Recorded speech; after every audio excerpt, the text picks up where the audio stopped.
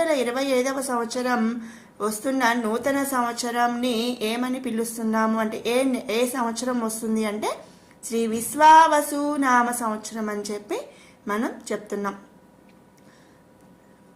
మన పెద్దవాళ్ళు పెట్టిన అంటే ప్రతిదానికి కూడా ఏదో ఒక అర్థం అనేది ఉంటుంది.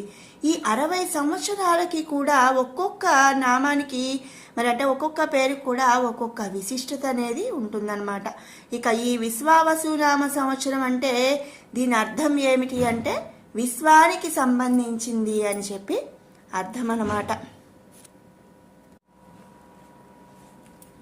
ఈ కాలంలో ఆదాయం పుష్కలంగా లభించే అవకాశం ఎక్కువగా ఉంటుంది.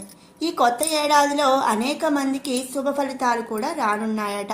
ముఖ్యంగా వ్యాపారులకైతే మంచి లాభాలు వచ్చే అవకాశం ఉంటుంది అని చెప్పి పంచాంగం తెలుపుతుంది.